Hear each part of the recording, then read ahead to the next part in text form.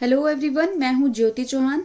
इस वीडियो में आपको ट्राइंगल के बारे में उसके बेसिक कॉन्सेप्ट क्लियर करूंगी। तो चलिए शुरू करते हैं। What is triangle? ट्राइंगल क्या होता है? A three sided polygon is a triangle. कोई भी थ्री साइड का जो पॉलीगन होता है, थ्री साइड की जो क्लोज्ड फिगर होती है, that is called triangle. Polygon means any figure which is made up of only line segment. कोई भी फिगर, कोई भी क्लोज्ड फिगर जब आप लाइन सेगमेंट से मिलकर बनाते हैं तो वो कहलाता है पॉलीगन।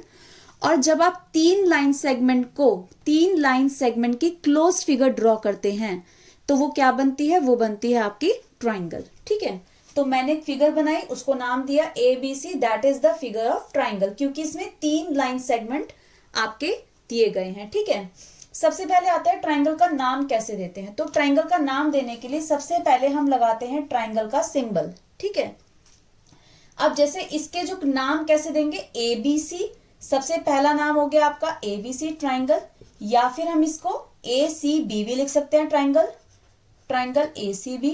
ठीक है, या फिर हम इसको ट्राइंगल B से नाम स्टार्ट करें तो BAC या BCA, कुछ भी लिख सकते हैं, ट्राइंगल BAC या फिर ट्राइंगल BCA।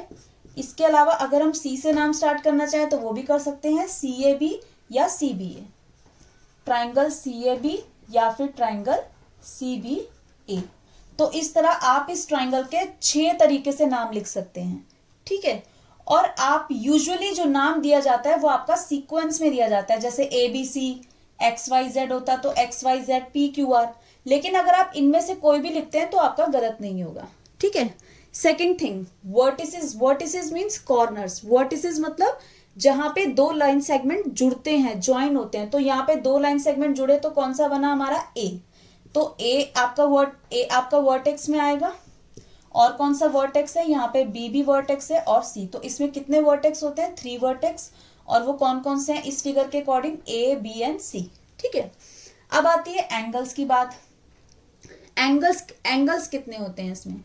तो ट्राइंगल में 3 साइड्स होती हैं, 3 ही एंगल्स होते हैं। ठीक है, एंगल्स कौन से हैं आपके? एंगल क्या होते हैं? जहां पे आपके दो लाइन सेगमेंट जहां पे ज्वाइन होते हैं तो वो क्या बनाते हैं? एंगल। तो यहाँ पे एक एंगल A है, एक एंगल B है, एंगल C।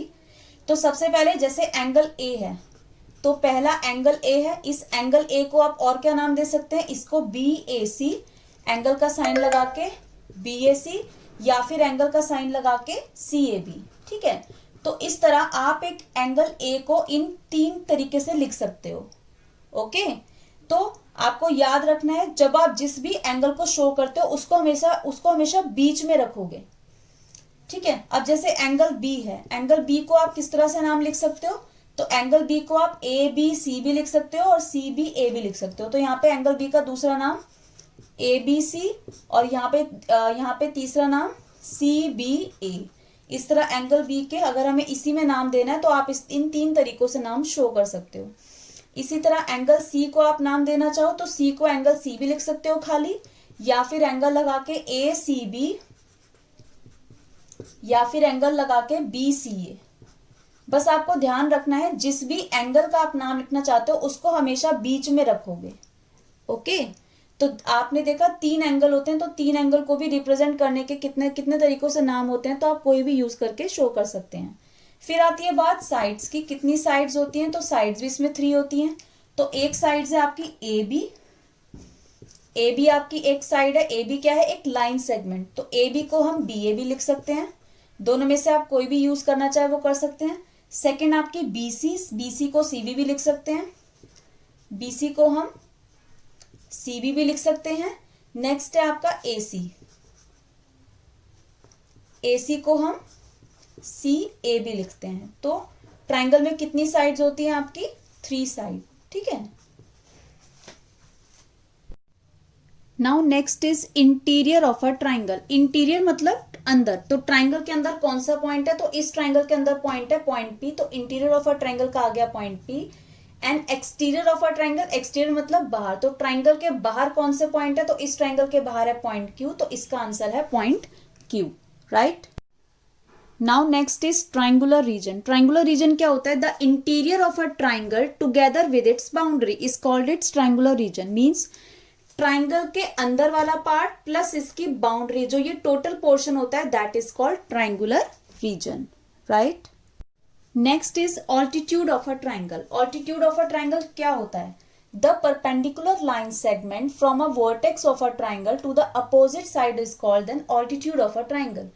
जब हम किसी भी ट्राइंगल के वर्टेक्स से उसकी अपोजिट साइड पर एक परपेंडिकुलर लाइन ड्रॉ करते हैं, एक परपेंडिकुलर लाइन सेगमेंट ड्रॉ करते हैं, तो वो जो लाइन सेगमेंट होता है perpendicular, that is called altitude of a triangle. Perpendicular line segment का मतलब होता है 90 डिग्री की जब आप कोई भी लाइन ड्रॉ करते हो तो उसको बोलते हैं परपेंडिकुलर। ठीक है, जैसे आपकी ये फिगर है, अब मैं इस ए वर्टेक्स से ए के अपोजिट कौन सी साइड है, ए के सामने कौन सी साइड है, बीसी। तो ए से हम एक 90 डिग्री की लाइन ड्रॉ करेंगे बीसी के ऊपर। तो जब हम ए से ड्रॉ करेंगे बीसी के ऊपर 90 डिग्री की, तो 90 डिग्री हमेशा एल बनाती है, आपको पता होगा, राइट। तो यहां पर मैंने ए से ड्रॉ किया परपेंडिकुलर, तो उसको नाम दे दिया एडी। तो एडी वो लाइन सेगमेंट है जो वर्टेक्स ए से उसकी अपोजिट साइड बीसी के ऊपर परपेंडिकुलर आपका ड्रॉ किया गया है। तो ये एडी क्या है? AD is the altitude of a triangle, right.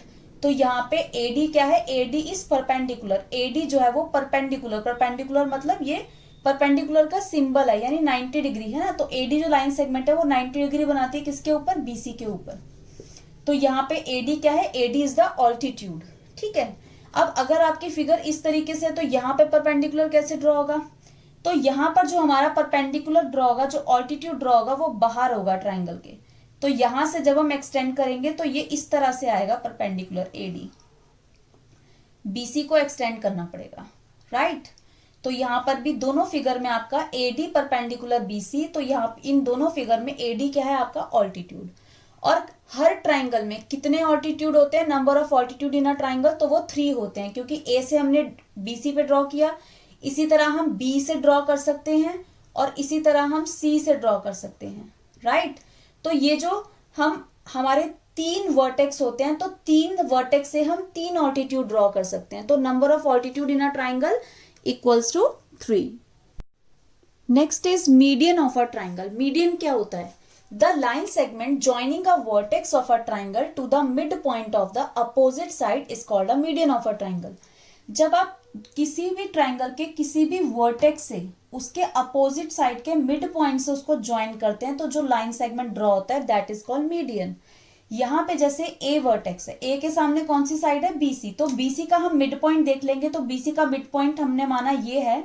तो जब हम इस ए वर्टेक्स को इस मिड पॉइंट से ज्वाइन कर देंगे और उसको नाम दे देंगे, तो जो एडी सेगमेंट बना, तो यहाँ पे एडी क्या है? AD is the median, right.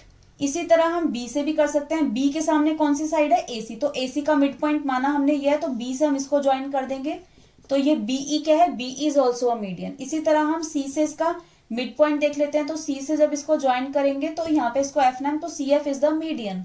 तो जब हम किसी भी वर्टेक्स से उसके अपोजिट साइड के मिड पॉइंट से उस वर्टेक्स को ज्वाइन करते हैं, तो जो आपका सेगमेंट बनता है that is called median of a triangle. और number of medians in a triangle, एक ट्राइंगल में कितने मीडियन होते हैं? तो 3 मीडियन होते हैं, राइट। जैसे इस ट्राइंगल में हमने ए से ड्रॉ किया एडी मीडियन, बी से ड्रॉ किया बीई मीडियन और सी से ड्रॉ किया सी एफ। तो टोटल कितने मीडियन है आपके? 3। तो हर ट्राइंगल में कितने मीडियन होते हैं आपके? 3।